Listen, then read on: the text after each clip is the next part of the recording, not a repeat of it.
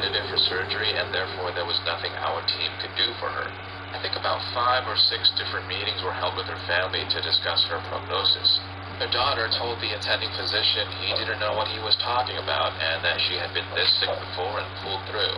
Her pH was so low it just read as less than 6.8, and her blood pressure was a solid 60/25 despite every vasopressor under the sun running at 3 times the max doses. When the charge nurse pointed out her blood pressure on the monitor, the daughter said, "Shh, I've seen lower." When she finally passed away, her family was livid that we didn't save her. We coded her for 20 minutes and they told us we should have continued for at least an hour. I felt terrible that her last days were spent in such torture, all because her family was in such denial about her condition. Story 4. I work in a burn ICU, which is a unique and specialized area of medicine. It can be really frustrating when patients and their visitors come in thinking they know everything about burn treatment. People often think that mayonnaise, mustard, and butter are good for treating burns, but they're not. These condiments should stay in the fridge. It's not fun having to scrub off 3 jars of mayo from someone's grandmother. I had a very sick patient with large burns and a serious lung condition called ARDS, which makes it hard for them to get enough oxygen even with the ventilator set up to the highest settings and continuous medication to help their lungs open up. This patient was placed in a special rotating bed that we secure them into and we rotate them. They were also on continuous dialysis because their kidneys suddenly failed. This patient was extremely ill with 10 to 12 IV bags all going at once. It was a total mess. Then there was a family member who claimed to have medical experience. These are the worst kinds of people. They usually turn out to be someone like a medical transcriptionist or a nursing assistant at a nursing home.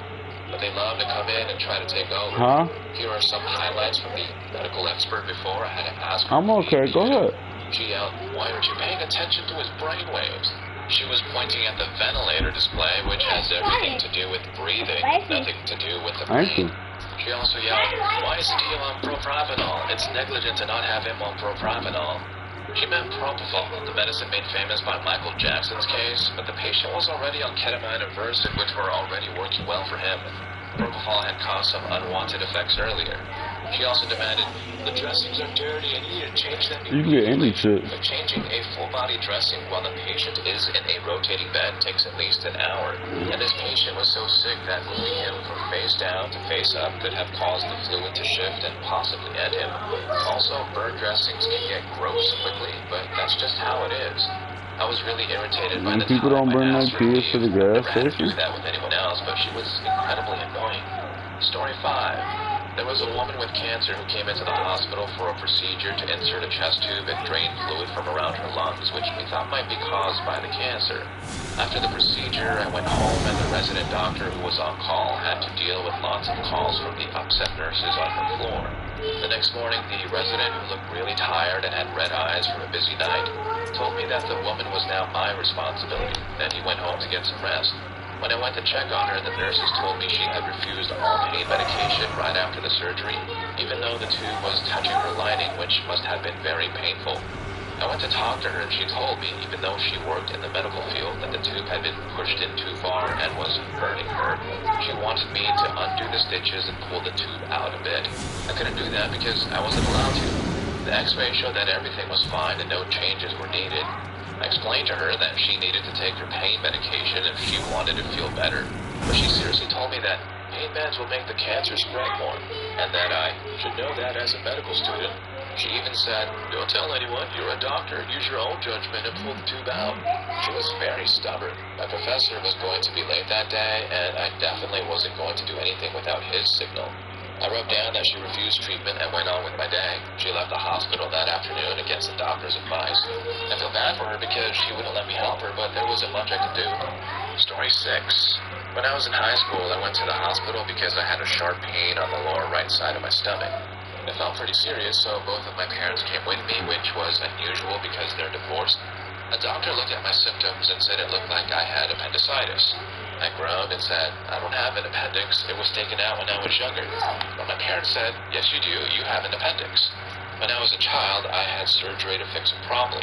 My parents told people that I had my appendix taken out to explain why I was in the hospital. I believed this for many years, so when I learned where the appendix is located in the body, I thought they must have done a special kind of surgery to explain the scar there. I was really surprised to find out that I actually do have an appendix. The pain I was feeling turned out to be from a piece of chicken bone. It was a relief to know that it wasn't something more serious like appendicitis, but it was also a bit embarrassing to realize I had been wrong about not having an appendix for so many years. Story 7. My wife is a doctor. Oh yeah, let's kick his ass. One day, a female patient came to see her because she was having trouble getting pregnant. The patient said she and her partner had been trying to have a baby for about 5 years and had tried everything. At one point, she accidentally used the pronoun she and I, which made my wife say, "Wait, let's go back a minute." It turned out got the the woman goofy beat out of him in 3.5 seconds. Though they didn't use any protection. Then she started a same-gender relationship and still didn't get pregnant, even though she really wanted to, which made her think she was infertile. And my wife tried to explain that to have a baby, you need something from a man as well as an egg from a woman. The patient was shocked and said she didn't need a man in my life and didn't like being judged. It seems like the patient didn't understand the basic biology of conception. In the end, the patient didn't come back for more appointments. Story 8. I'm a registered dietitian and nutritionist. I was helping a patient who was very overweight, had diabetes, and had serious nerve damage in his legs and feet. He was also a chiropractor who really liked using homeopathic treatments. Every time I tried to give him advice, he would interrupt me and say that some kind of homeopathic remedy would work just as well. It was really frustrating. Finally, I just told him straight out, "Listen, doctor, you need to stop eating so much sugar and make sure you eat vegetables with every meal. You can still drink your homeopathic remedies if you want, but all those years of drinking special water have brought you here to my office with a damaged pancreas and no feeling in your feet. We need to take this seriously unless you want to risk a medical emergency or stroke." After that, he got very upset and complained to our hospital's patient relations department. I was told to go to a training session where they said I should have listened to his ideas about his health and made him feel like I was taking him seriously. Some people who weren't doctors or nurses told me that since he was a chiropractor, I should have paid more attention to his opinions because he was a licensed healthcare provider. I started for a new job right away. Story 9. I'm a medical student and my mom is a nurse, but this story is about my grandmother. My grandfather is in his 80s and just had his second back surgery. My grandmother, who is in her 70s, is the only one taking care of him. She thinks she knows everything about medicine. After my grandfather's first back surgery, which happened not long after a knee surgery, my mom flew to their home to help him for the first few weeks of his recovery. He needed a lot of help with physical therapy and had to go to the doctor's office about an hour away. So having someone younger and experienced was really important. But my grandmother didn't agree. My grandfather takes about 8 to 10 medications every day. And my mom knows a lot about all of them, but my grandmother wouldn't let her touch his medicines, give them to him, or remind him when it was time for his next intake. She wouldn't let my mom help him out of his chair, bed, or to the bathroom and shower.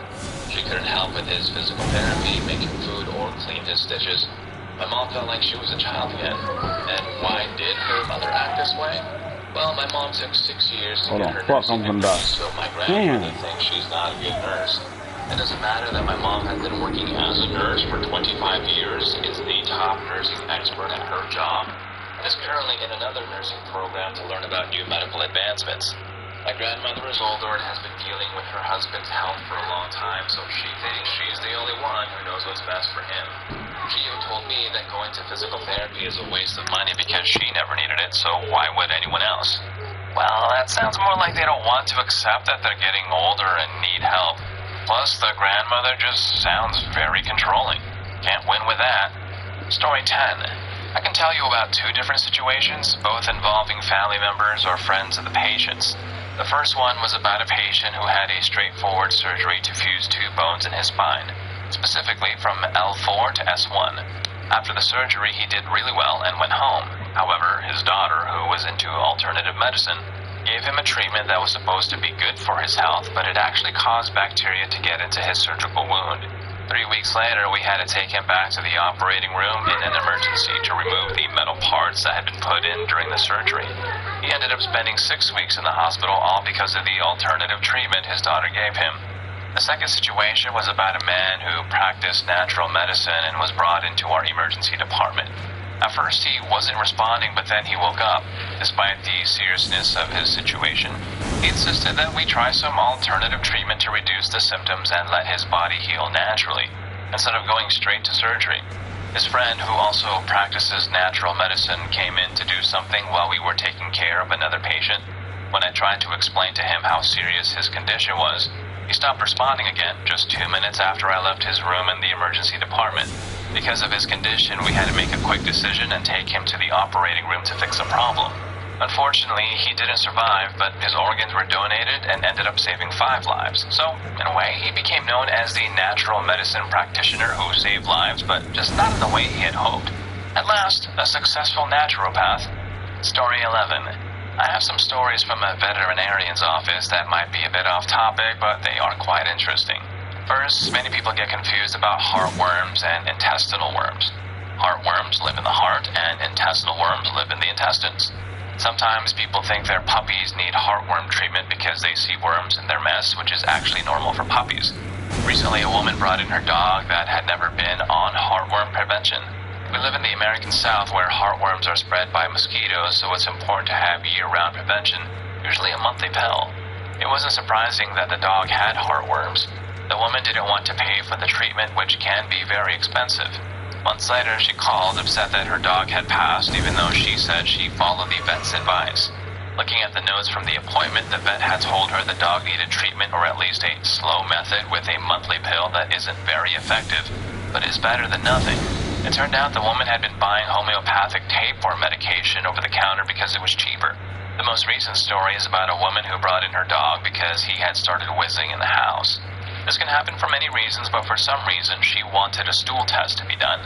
We told her we could do one if she insisted, but we also needed an analysis to check the whiz problem. She became very upset and didn't understand why a stool exam wouldn't tell us anything about the dog's whiz until the vet looked at her and said, "The stool comes from the bum, the whiz comes from the organ, they're not related." Then she finally got it. The saddest and most stupid thing I've ever seen happen with puppies that didn't survive.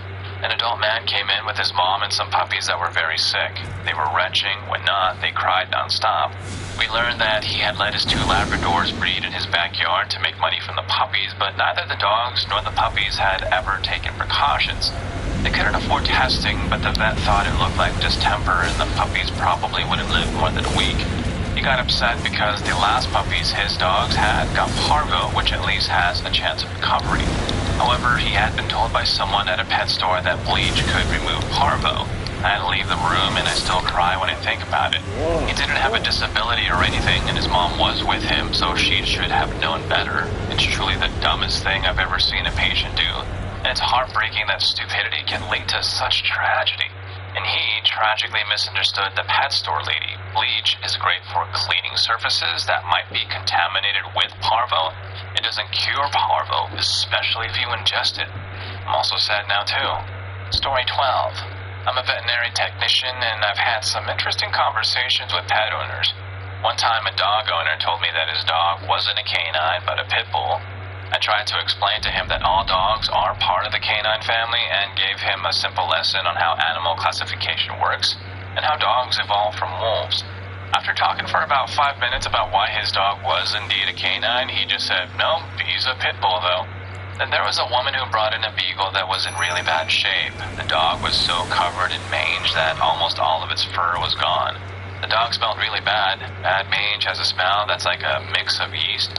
The lady insisted that the dog didn't have that, but had been nibbled by a brown recluse spider. I had to tell her that brown recluse spiders don't live in our area and that even if they did, a spider bite wouldn't cause this kind of problem. It was clear the dog had been suffering for months, but she wouldn't accept that it was what it was and kept saying, "It was fine last week when we went away. He must have been nibbled by a spider." Even after the vet and I spent about 30 minutes explaining how it spreads, that it has nothing to do with spiders, and what we needed to do to help the dog, she still said, "I still don't understand how he got all that from a spider bite." Story 13. In interpreter here, and here are some of my favorite stories, as well as those from my friends. A doctor asked a patient if they had chlamydia, and the patient replied, "No, Walmart was sold out." Another time, a doctor told the patient they had diabetes and went through the usual education about the condition. The patient seemed to understand everything, but as the patient was leaving, the doctor overheard them telling their friend, "Let's stop and get a Big Gulp on the way home." The nurse heard this too and made the patient come back for more education about managing diabetes. There was a 60-year-old patient with severe mental health issues who went to the OB-GYN for her yearly visit. The OB-GYN didn't read her chart before entering the room and had no idea the patient had hallucinations. The OB-GYN asked why she was there, and the patient replied, "Well, I'm pregnant." The OB-GYN congratulated her and started the exam. The patient then said, "Be careful not to let my rat babies out of my belly." The OB-GYN was clearly shocked. The patient's escort suggested the doctor read her file. An overweight patient came in for a checkup and mentioned a bad yeast under a skin fold to the doctor. Her husband scolded her and told the doctor it would be fine because he had been putting Bengay on it. The doctor was upset and explained that Bengay wasn't helpful for yeast. The husband never really understood the difference between Bengay and an antibiotic.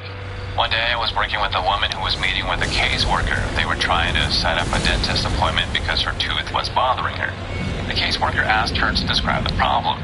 She said, "There's a devil inside my tooth and it keeps knocking out my tooth trying to get out.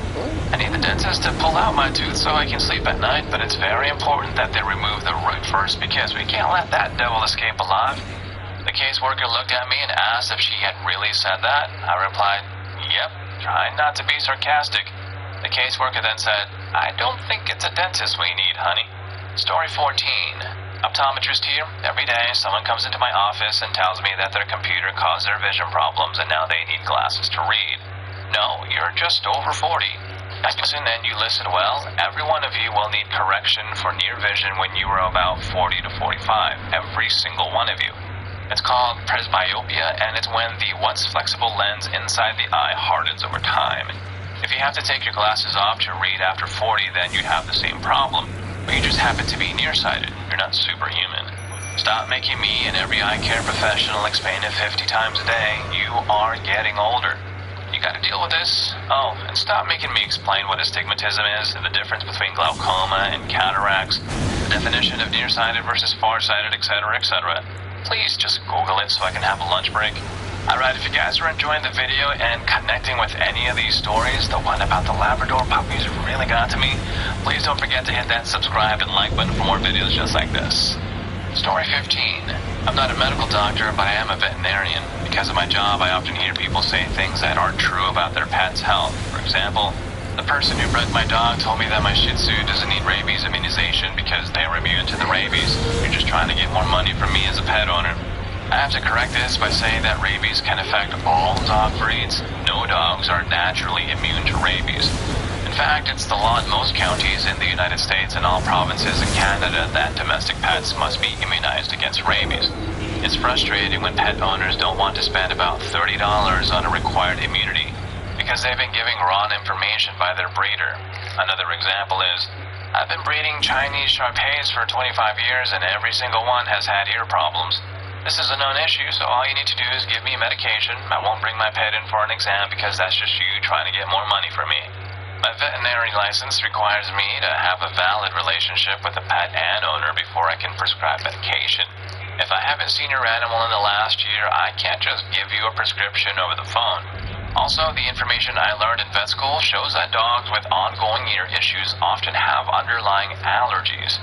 My 12 years of medical training and education might be more reliable than your personal experience with one line of dogs that you've been breeding, especially since they all have the same genetics and likely the same tendency towards allergies. Story 16. I have a few stories about patients who didn't always follow the advice they were given. One patient had just been diagnosed with diabetes and we needed to get her sugar levels under control. We spent about 30 minutes talking to her about avoiding sweets and other sugary foods. And she seemed to understand the importance of this, but just 5 minutes after our conversation, she was drinking a soda. Another patient had a condition where his heartbeat was irregular, but it wasn't dangerous. He knew that he might experience these irregular heartbeats from time to time. As long as he didn't feel faint or have chest pain, he could manage it with a medication called a beta blocker and wait for it to pass. However, he went to the emergency room 6 or 7 times before he finally understood that there wasn't much we could do for him there. One patient came in for a checkup, and when we ran some tests, we discovered that his body's pH level was 6.97. This is extremely low and very close to the point where the body can no longer function properly. In fact, with a pH level that low, he should have been gone, but he was awake and seemed fine.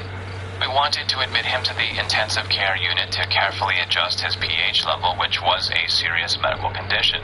However, he insisted on going home because he wanted to eat a shrimp sandwich. We talked to him and his mother for half an hour, explaining that no shrimp sandwich was worth risking his life over.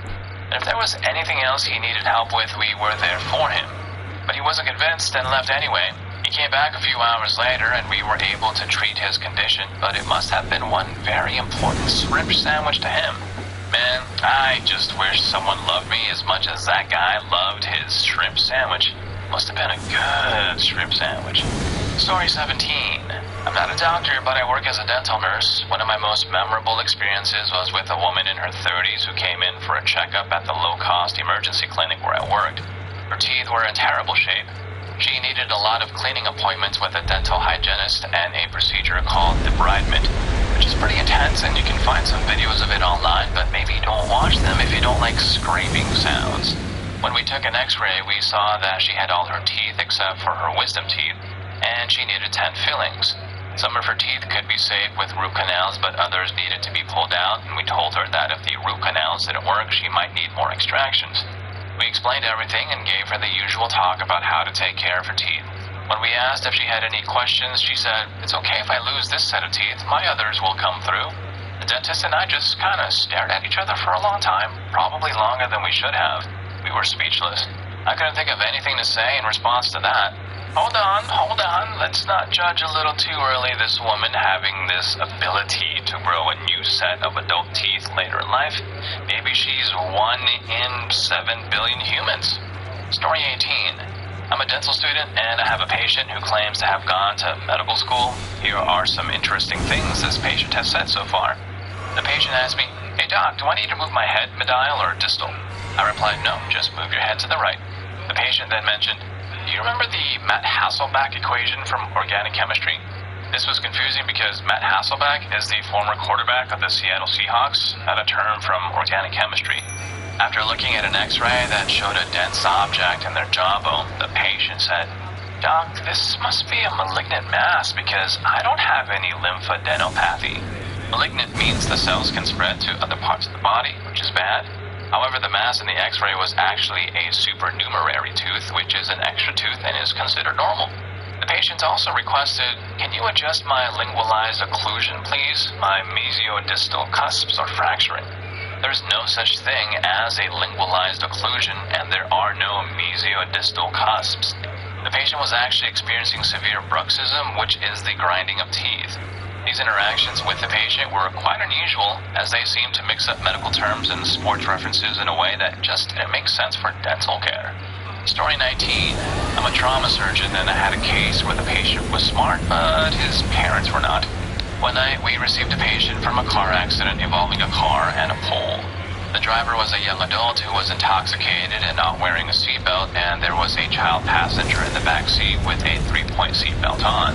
The young adult was seriously injured, and I admitted him to my service to take him to the operating room right away. The child seemed okay, just a bit stunned, but didn't appear to be hurt. I put a small neck brace on him, recommended a neurological exam for the next morning, and admitted him to the pediatric hospitalist. The young adult did well in the OR, as many young patients do, and I had a quiet night after that. Around 4 a.m., though, I got a call from the pediatric nurse asking me to come back and reevaluate the child. They thought his neurological exam was a bit off. Since we weren't very busy and I knew most of the staff, I quickly walked over to the pediatric building. I met the parents, who were nice but not very observant. They didn't think anything was wrong with their son. I woke the sleepy child up to examine him, and something became clear that wasn't obvious in the noisy trauma bay. He wasn't responding to instructions. He was smart and could figure out what I wanted him to do, but without gestures or other cues, he didn't follow any instructions. I did a quick hearing test, and he didn't respond at all. I thought I might have missed a serious injury if he was deaf in both ears. I looked into his ears with an otoscope, and his eardrums were perfect. This was strange, I thought. The parents watched my growing concern with blank faces. I asked if their son was deaf, and the father said, no, he's just a little funny. As I asked for more details, I learned that the child had never spoken a word in his life and never responded when called from another room. I called the child's grandmother and she confirmed what the parents had said. It turned out the child was born with a rare form of congenital hearing loss, but his parents never realized it and had never taken him for regular checkups. The specialists were not very hopeful that he would ever learn to speak.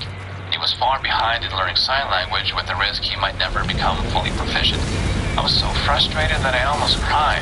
I stayed after my shift to follow up on his audiology exam, but the situation was very sad and challenging. Story 20. I'm not a doctor, but I work in a doctor's office as a medical office assistant, specifically in pediatrics. One day, a secretary buzzed me to let me know there was a call on line 2 from someone needing medical advice. I picked up the phone and found one of our patient's mothers on the line, panicking. She was hyperventilating into the phone. I asked her if she was alright, wondering if she needed an ambulance.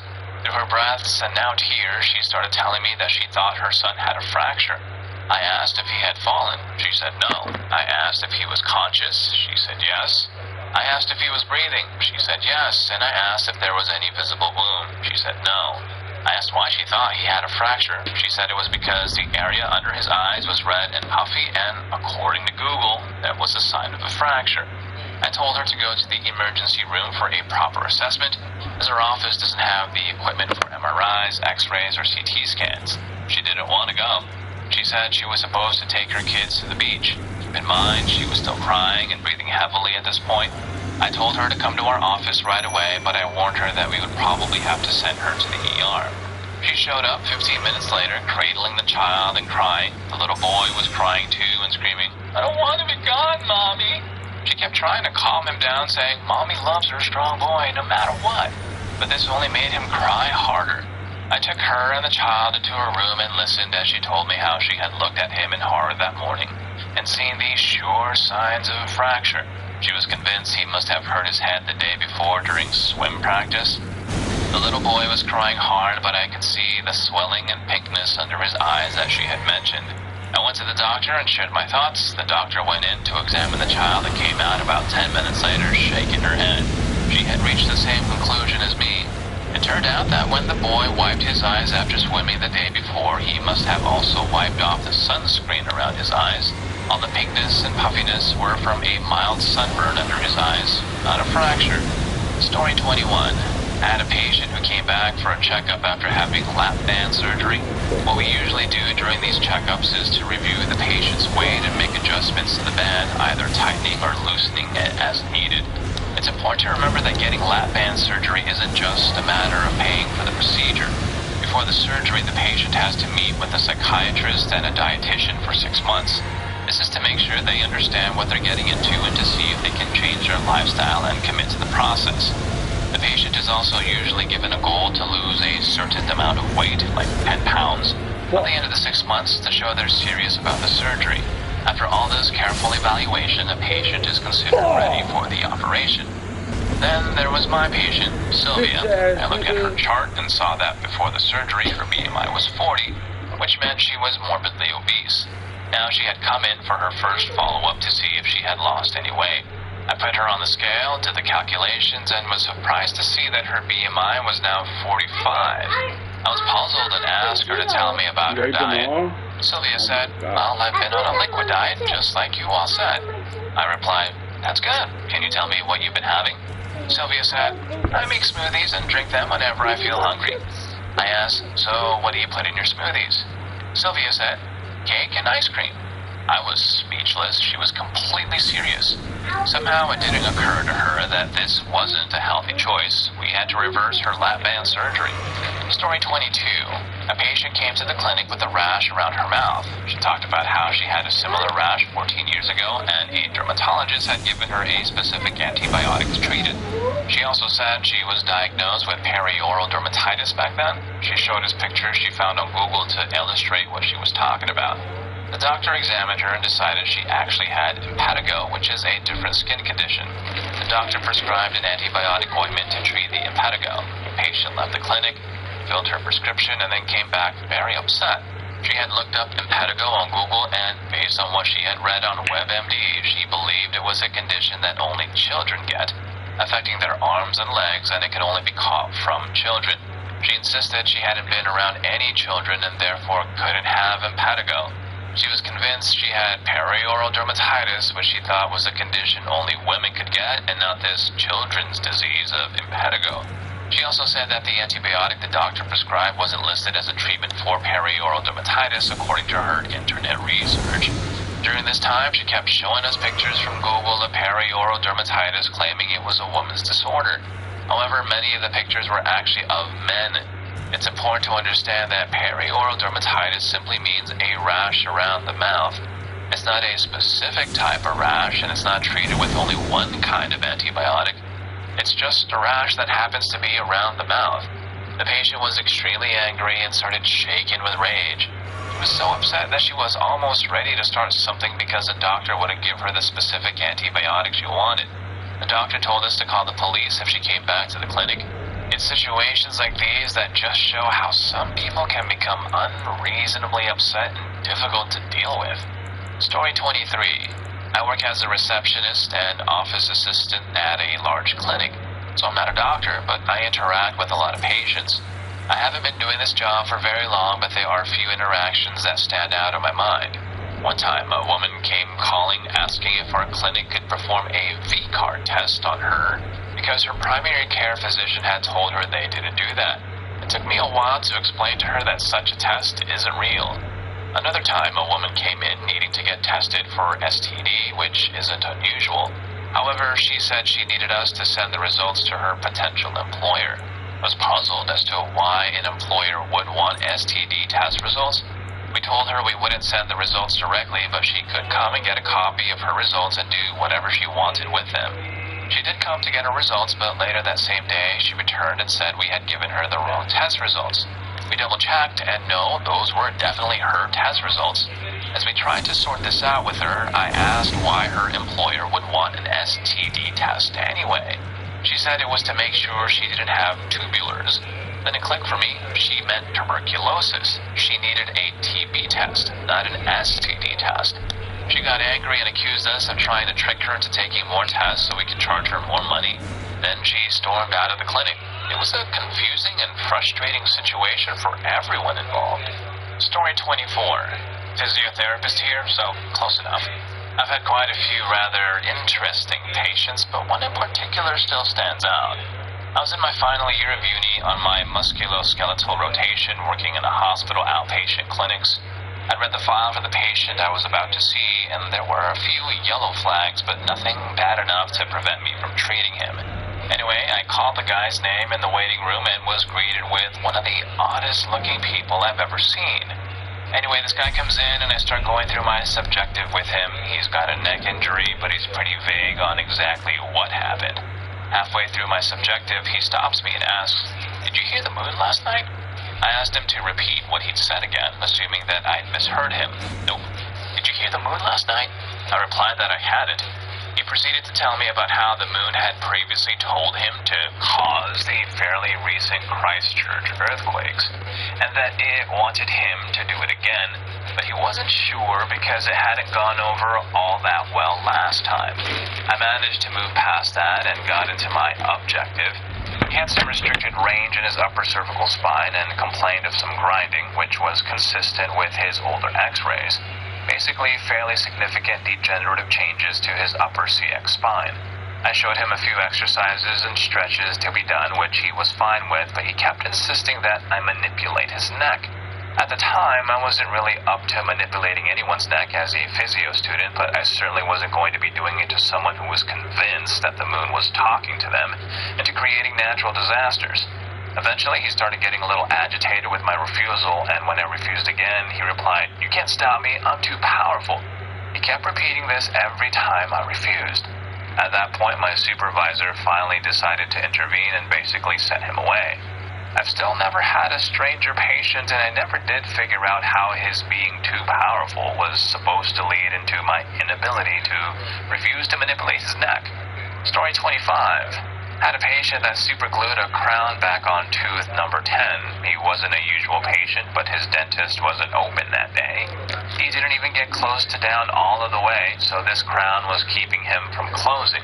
He got mad at me when I told him not to use superglue. He said, "Okay, smart guy, what should I use to put a crown back on?"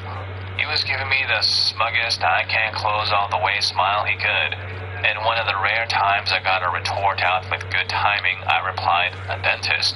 My assistant ran out of the room and I could hear her completely losing it, laughing down the hallway. The patient wanted me to fix it, which was to take off the crown and make a new one. I asked him what his medical history was. He already signed one he filled out, but I always ask because people leave stuff off, and specifically asked about heart procedures. He said he just got out of the hospital 2 days before from having 4 stents placed after a major heart emergency. When I asked him why he didn't put that on his medical history form, he said, "You're a dentist, you don't need to know that." I told him I need a medical release for treatment from his cardiologist and I would not do anything until I had one. He seemed not to understand that his mouth is attached to the rest of his body. He was pretty mad I wouldn't do what he wanted, but I didn't want to call for an ambulance that day. Story 26. I work at a pain clinic and we had a lady come in with chronic pain. We suggested steroids as a possible treatment, but she was very against it because her family member had a bad experience with these. We went over other options, but she objected to each one. We suggested a referral to an orthopedic surgeon, but she was completely against having another surgery. We talked about physical therapy, but she said, "I've done that before and it just made my pain worse. I won't consider it." Finally, we brought up medications, but she said, "No way, I'm not a pill pusher. I won't take any meds." She was really upset at the end of the appointment, saying we didn't care about her or want to help her. I was confused by this encounter because it seemed like she was expecting us to wave a magic wand and make her pain go away instantly. But then again, I wouldn't be surprised if she didn't believe in magic wands and wasn't willing to give them a try either. It was a challenging situation where it felt like she wanted relief but wasn't open to any of these standard treatments we offered. And if you like these stories, here's more for you. YouTube thinks you're going to love this. I'll catch you in that video, and thanks for hanging with me on this one.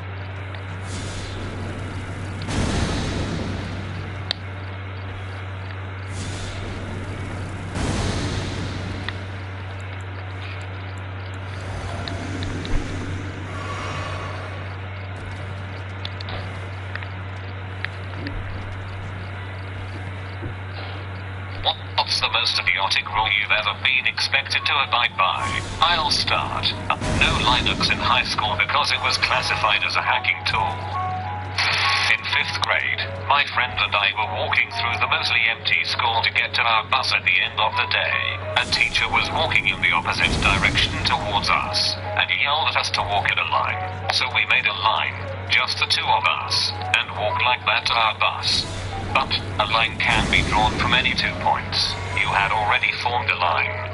I once took a part-time job from a temp agency at a Toys R Us distribution warehouse where my job was to cut open boxes, place it all on a pallet and put the pallet at the bottom of the stacks. Large shelves. We were all just extra people they needed for the extra Christmas workload. Met all kinds of interesting people, including an elderly husband and wife who were farmers trying to make ends meet. Well, anyway, the one person in charge of us was an absolute C. She was a permanent Toys R Us employee. We were treated like crap. Oftentimes, we didn't have any boxes to cut open and were made to stand still at our tables. Large, but low metal tables with 4 people to stand around and do nothing. If we moved around or heaven forbid we sat down on the table, we were screamed at. I guess they thought if we were going to be paid for doing nothing, that we should suffer for it. Standing in one spot for up to 4 hours straight would absolutely kill my back. I have run into a lot of jobs where the rules seem to be just made to punish employees. Oftentimes because of what some bad employee did in the past, and now all future employees have to pay for it. I worked at a Toys R Us store for Christmas as extra help stacking the empty shelves overnight. We had a rule that if there was nothing to do, you'd go to the warehouse in the back and drive around like a maniac in those little electric toy cars. I don't think this was official policy though. I am an EMS helicopter pilot. I fly with night vision goggles. Problem: the FAA rules for using NVGs state that the aircraft must also be equipped with a working radar altimeter. So if I am flying over the Sierra Nevada mountains on a pitch black night and the radar altimeter fails, I have to take the night vision goggles off. Fixed wing pilot here. Your first job is ensuring the safe arrival of your aircraft. Screw the rules if you have to. Just land safely. I went to a semi-boarding high school. About 10% of students boarded, and new dorms were constructed while I was there. We had a big meeting, and the principal said no students of the opposite sex in your dorm room. We don't want anyone having sex. A bit paraphrased.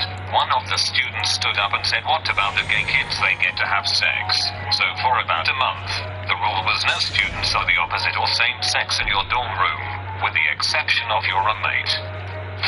One time at my high school, some kid got busted dealing pot from a bathroom near the auditorium. As a result, students were barred from using that bathroom for the rest of the semester. I'm sure that completely solved the problem.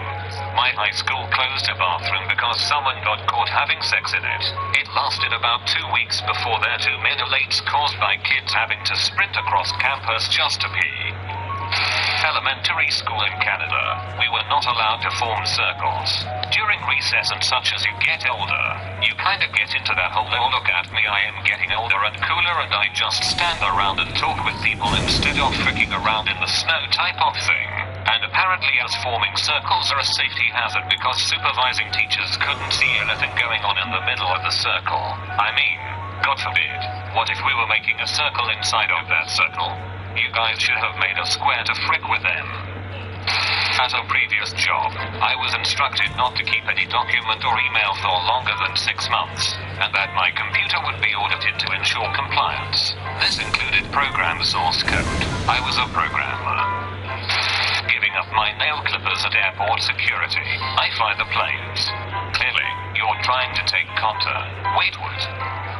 As a lifeguard at a resort, I was not allowed to drink water in front of the guests, and ended up getting fired for it. Can't drink water in 100 plus. F. Weather. Pretty idiotic if you ask me. I am a system admin for a company that had a proposal to do some work for a large bank. They told us we needed to comply with their security procedures for data storage, and mentioned the name of the document in an email. When we asked for a copy of the document so we could make sure we were compliant, we were told that we couldn't see it as it was an internal bank document, and not allowed to be transmitted outside their network. That's also how US law works now. I worked at Pizza Hut for a while. We got an order for 5 pepperoni pizzas, so I laid out 5 discs of dough, stretched them all, then sauced them all. You know, the most efficient way to do it. The manager came over and said I was doing it wrong. That I had to make each pizza start to finish, place it in the oven, then make the next one. I told him he was an idiot and kept doing it the efficient way. GM came in later and totally had my back. Christ, that's a pathetic victory.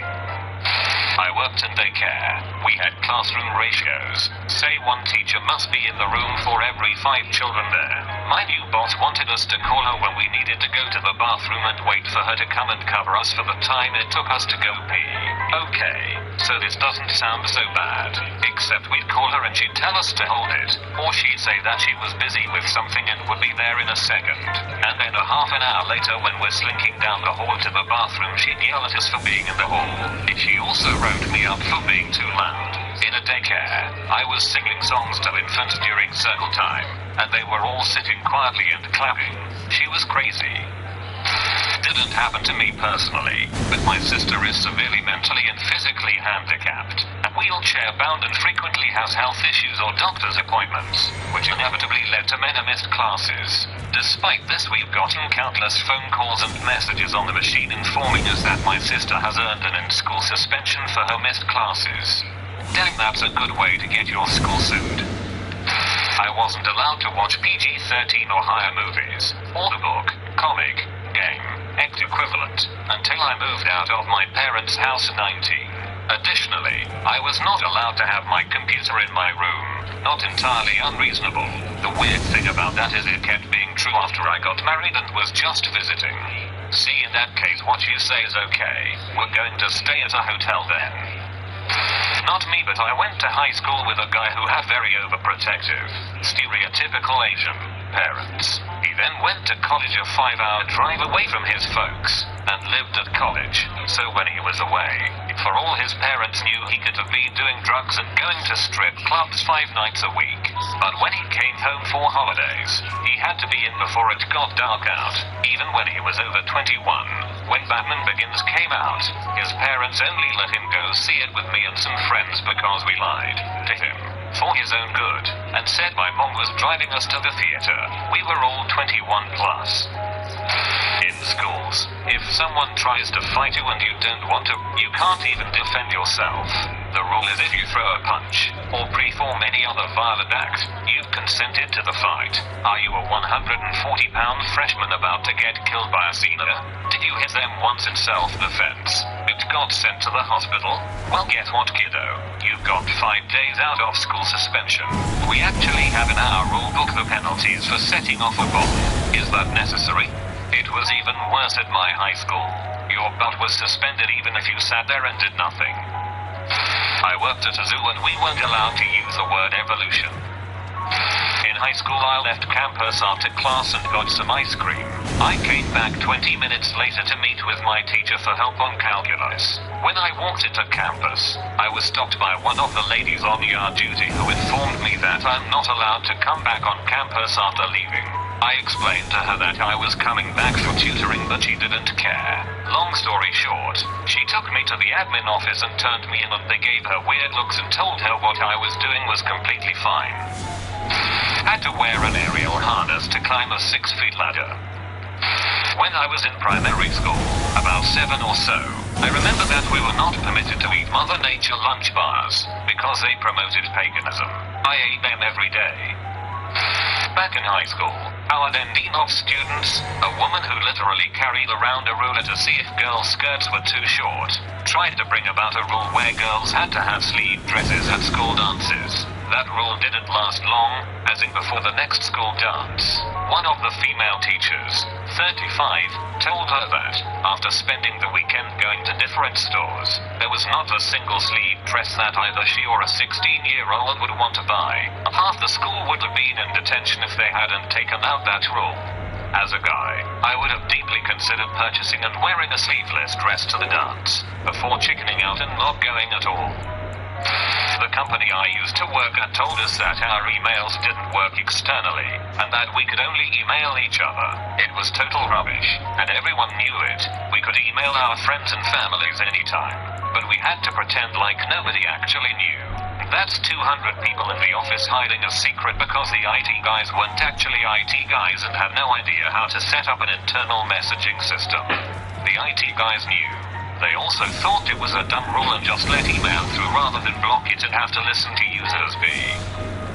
At a private school I went to, it was mandatory for all boys to wear ties on Wednesdays. If you didn't wear one, you were sent to home to get one.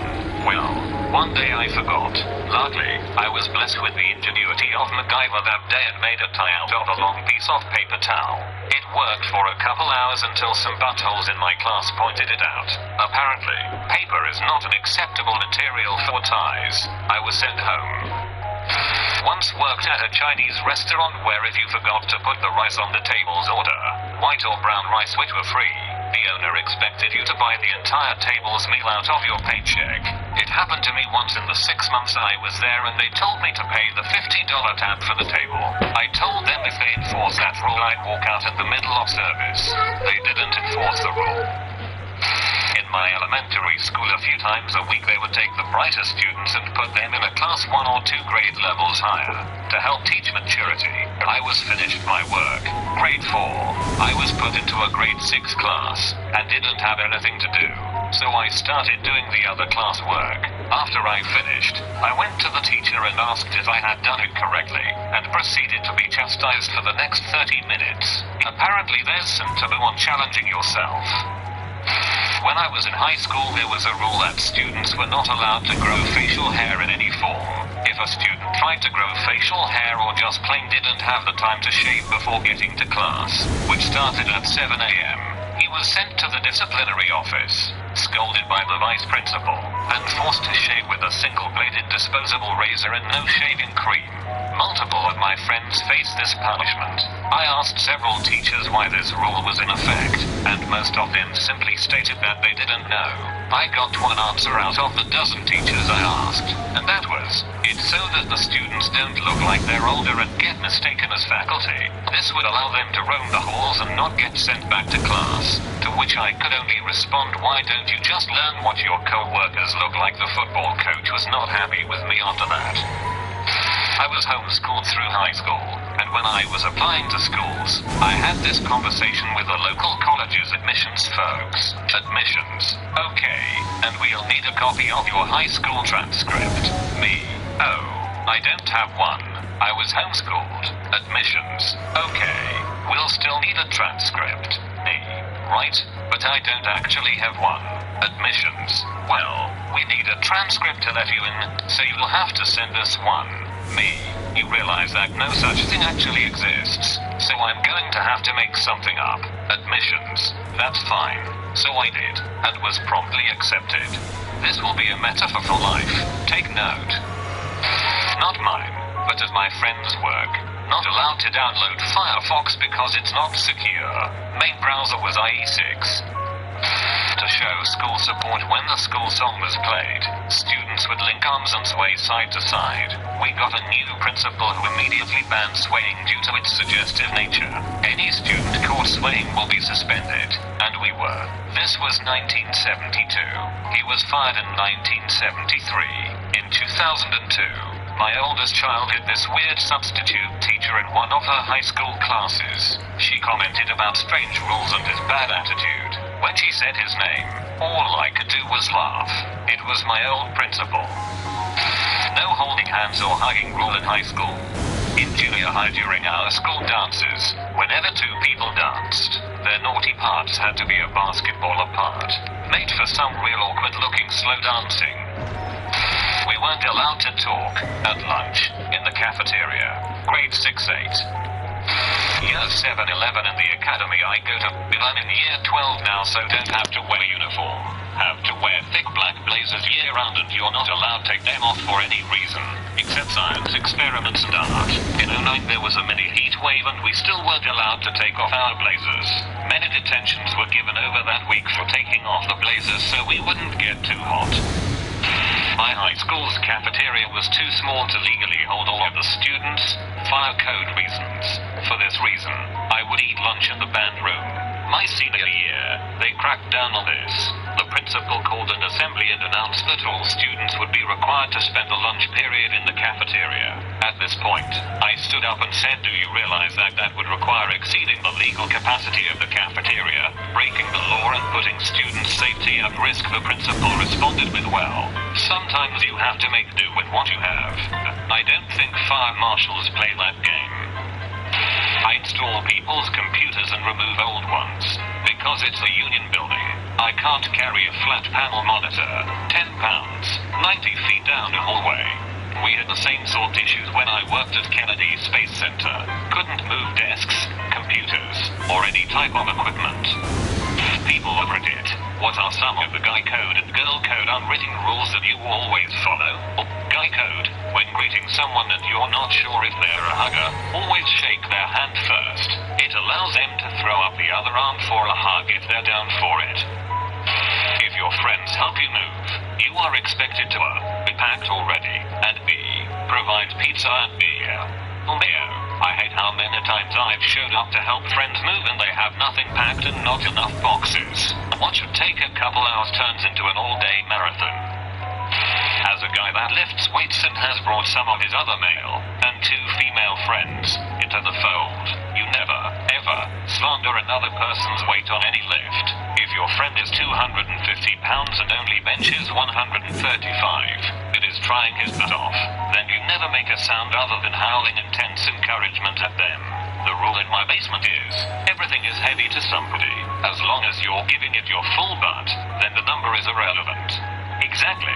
Brought a few friends into the gym to show them the ropes and they always, regardless of gender, mention being nervous week that it's the journey. Like I didn't start lifting the weight I did now, and I'm proud and supportive of anybody trying to make progress in any pursuit, but especially ones that I'm also into. The person who buys the shots makes the toast. Too many times I've seen someone buy a round of shots, and someone else jumps in with the toast. If you want to make a toast, buy a round. See something, compliment something. If you're a stranger, particularly if you're a guy, only compliment the things you wouldn't get slapped for touching. Hair, clothing, great. Facial feature tattoo, maybe. Butt boobs, shut the frick up. Dude, if there's like 8 open urinals, don't take the one next to any. If I offer someone a beer or other alcoholic beverage and they turn it down, I never push it. Sometimes I don't want to drink and I hate being pressured. Never pressure a drink on someone. If someone offers to pay, you should ask them if they are sure. If they are, then it is rude to further reject what is supposed to be a kindness on their part. I got the bill. Are you sure? Yeah. Don't worry about it. Thank you. Just thanks. Next one, zombie. Don't have to reject or feel like you're taking advantage that way. Likely picking on each other is a sign of endearment, but you should always be trying to build each other up. Don't put someone else down just to make yourself feel better. Everyone wants to feel important and the center of attention sometimes. Don't bang someone that your friends are deeply invested in, even if it's not going to go anywhere. I wish I had friends who followed any of these. I will wingman any man. I don't even have to know you. Heck, I'll wingman any woman too. If you are trying to make an impression on someone you think you'll hit it off with, call me. I love love and I'm always willing to help make it happen. Terry loves love. If their bedroom door open, be careful to sound your approach before popping in. Never know what he's up to. That's why I always whip open doors, to catch people in the act. If somebody loans me money, it's my job to remember to pay back, not theirs to collect. I lost a few friends this way. Girl code, if something is fixable within 5 minutes. Makeup, something stuck in teeth. Small things on appearance. You tell her and help her if needed. If it isn't fixable on the spot, you keep your mouth shut and especially don't point it out to others. I assume this doesn't apply to period stains. Those aren't usually fixable in 5 minutes, but you can't let a person walk around like that either. If I hear a girl say she needs a hair tie, I will immediately hand one over, even if I'll only have one left for myself. Treat your friend's girl as if she's a guy. If a guy needs a tampon, you give it to him. No questions asked. As a former rugby coach, I've seen so many busted noses fixed with a tampon. Still carry them all the time.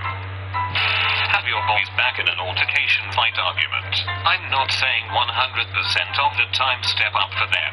Sometimes people do dumb crap and deserve the consequences. But if the need arises, you should have their back, even if it just means stepping up beside them to look intimidating. If you see another girl in an uncomfortable situation, you try to get her out of there or at least let her know that you've got her back. I've done it for everyone, from my sister, to my friends to my friends' moms. One time at a school event, my best friend's mom somehow ended getting an unsolicited massage from another parent with boundary issues, and I quickly made an excuse up that I needed help at the concession stand. No one is too old or too young to do this. On the more light-hearted side, in my experience, when you hug another girl, you always try to slot the boobs by going slightly to the side so that you don't just mash your chests together and hurt someone. I call the boob slotting thing Tetris. You can have the last beer. You can have the last slice of pizza. You can't have both. Female here. 1. If you see another girl crying in the bathroom of the bar club when you're at, you ask what's wrong and try to help. 2. If you have a tampon or pad to spare and someone needs it, even if it's someone you hate, offer it to them. 3. If a girl looks distressed or uncomfortable with the guy who is hitting on her at the bar club when you're at, she's now going to be a new member of your crew. This one is a little tricky, but it's usually pretty obvious when someone needs an out but can't manage it or is frozen or intimidated. If you see it happening, try to catch her eye because she'll be looking around. Once you make eye contact, it's pretty easy to figure out if she needs an out. Then swoop in and do the whole "Hey girl, where the crap have you been?" We're all waiting over at the table for you, and then you hook your elbow through hers and walk her back to your table of friends. 4. If you see or know that a friend's boyfriend, fiancé, husband doing shady, skeezy crap, you tell that friend right away. If you sell a buddy a car, or anything of value cheaper than normal because they are a friend, that friend must offer to sell it back to you before offering it to the general public. My grandpa gave me a car, and when my brother needed a car, I gave it to him. When my sister needed a car, he gave it to her. When it needed brakes and exhaust work, she took it to the junkyard and kept the money. I'm still bitter. That car had enormous sentimental value. It was a 1990 Oldsmobile 98. It was so freaking cool. Ugh. When guys fight, we never hit the groin. It's against the Geneva Convention. Thou shalt never hold a bro's wingman duties against him. When you're chatting up a girl, I don't care how unattractive the friend he's flirting with is, or how bad his flirting technique is. When he's distracting the air defenses to give you a clear run at the target, you do not insult his flying. You always review combat once everyone is safely on the ground. You absolutely never share a glass of milk with another man. This is odd. I've never seen such a foreign concept brought to my doorstep that I immediately agreed with. If you see a girl with her skirt tucked into her tights, tissue stuck to her shoe or lipstick on her teeth, tell her. This happened once in college when I was working retail. I was leaving the store's restroom and one of my co-workers, who was always a nasty bee to me for whatever reason, had tucked her skirt into her underwear. I debated whether or not to say anything and then went with my gut and alerted her of the situation. She was always super nice to me after that. Guy code: if your drunk bro is about to cheat on his girlfriend, you must follow through with one intervention. If he says he doesn't care, you did your part and are free from any responsibility. Girl code: when another girl asks how she looks, if you have something negative to point out, do it gently and follow up with at least one or more positive. You gotta use a sandwich. Compliment, insult, compliment. At urinal, dong in hand. Don't talk to me, man. Look straight ahead. Don't make eye contact. Never pick a urinal next to someone if you can help it. Farting is acceptable, but don't make a big deal about it. Last slice of pizza or last pop beer always goes to who paid for it. If you all chipped in, you don't have to ask, but you have to tell. And never take both in the same hangout. No matter what the earlier rules say, never mess with the music in another person's car. Don't care how crap you think their taste is. If you know someone else had a regrettable hookup, no you don't. Not even if you fall out and become enemies. You don't remember. The music and car thing is so true. I've driven long drives for people on terrible roads and paid for gas, and no matter how much I pick my music to be inoffensive, I get people reaching for the aux. When I politely decline their music, they get mad. More people should respect the aux. Never steal a bro's large fry, or the accidental curly fry. If another lady walks past and you notice a blood stain on the back of their pants skirt, tell them, but do it discreetly. Recently noticed a passenger had a spot on her pants. Wrote her a note and slipped it to her as I was collecting trash from the carriage.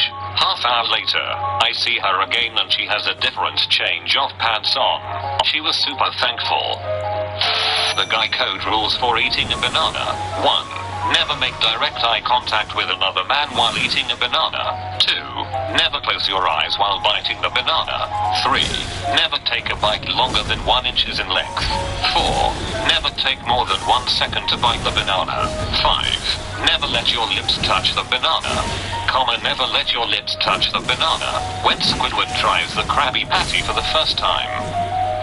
In his home, you always call another man's dog a good boy. I only had 1 chance to exercise this girl code rule, but once I was passing a girl in the lobby of a building and she told me that she had just gotten a straight perm and was waiting for the rain to pass before she went outside, so I let her share my umbrella for 4 or 5 blocks while we walked to a bus stop together. I would do that for any woman if it happened again. Perms are $200 plus, can take up to 3 hours and are ruined if you get them wet within 48 hours of having the procedure done. I know this from watching Legally Blonde. If you are fighting, no matter what, don't touch the balls. Exceptions are made in a fight for your life situation. Bros before hoes. but not before wives. Sure, it sucks when a buddy has to stay home for a weekend camping trip, but if his wife's sick and they have a 3-month-old, it's probably best that he keeps his family's interests above your own. I'm from the south, so some of mine are probably southern type of things. 1. Don't kill an animal unless you are going to eat it. 2. Unless he starts it, you must defend your friend in a fight regardless of the odds. If he started it, you intervene before he gets fricked up too bad, but only enough to extricate him from the situation. 3. If you go fishing and it's not your boat, you buy the beer, ice, and bait. 4. For close friends, show up to funerals, weddings, and birthdays, even if you don't want to. 5. Pay for the bachelor at his bachelor party. 6. If a friend is going through a bad breakup, it is the responsibility of the bro tribe to keep him out of the house as much as possible for the first few months. 7. If your friend is generally a hard-working, industrious guy, and they hit a financial rough spot, and you can help, you help. 8. In the event of a hurricane or other disaster, assemble the brass, grab the chainsaws, shovels, coolers and beer, and go house to house fixing crap. Don't wait for freaking FEMA. Do the crap yourself. 9. If a bro is in jail, and you can afford to post bail, then you post bail. 10. If a bro is stranded somewhere, you go get him, regardless of what time it is. 11. Don't let your boss drive drunk. Period.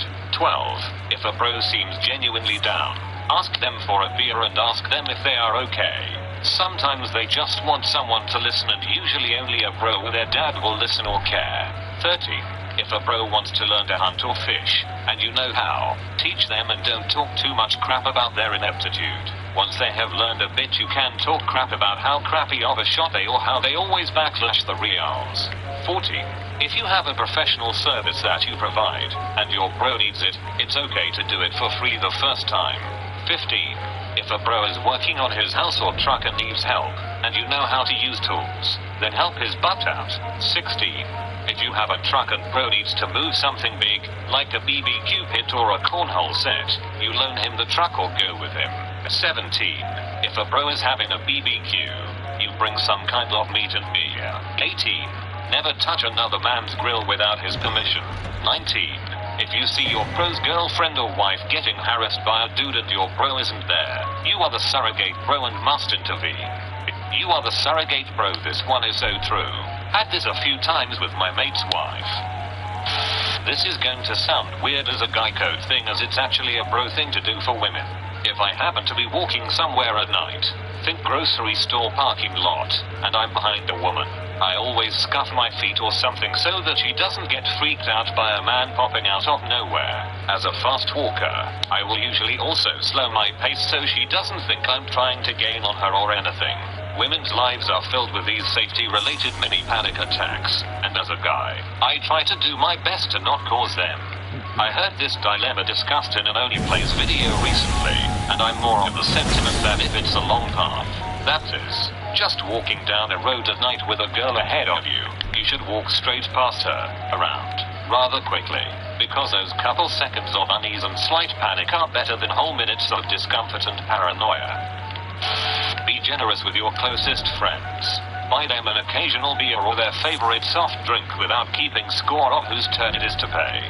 A buddy and I always run under the assumption that we owe each other some general amount of money, not a dollar-by-dollar log, but just money. So if we need a bit of help buying food, we're just like, hey, get this for me, which perpetuates the I probably owe you something around this price mentality and keeps it going. What was the weirdest rule you had to follow in school? In elementary school, we were not allowed to stand in circles because standing in circles leads to the gang life. Little did they know that us real thugs prefer gang banging in octagon. Retail workers at Red. What is the most desperate scam a customer's tried to pull them? Years ago, I worked at a Walmart, and this guy comes in trying to return his Wii that doesn't work. I just bought this for my kids last week, and it's already broken, but they won't take it back because I lost my receipt. The Wii in question was the most beat-up and disgusting-looking GameCube I've ever seen. like he found it in a landfill or something. I should also point out that I wasn't working the return desk or even a cashier. I was stocking the food department. Turns out, he was trying to talk every employee in the store into either giving him a refund or a weed. Story 2. Worked in a bottle shop. One afternoon, a shady character entered and spent 10 minutes browsing the liquor section. I stayed at the checkout and watched him on the CCTV. He ended up shoving 2 bottles of Johnny Walker.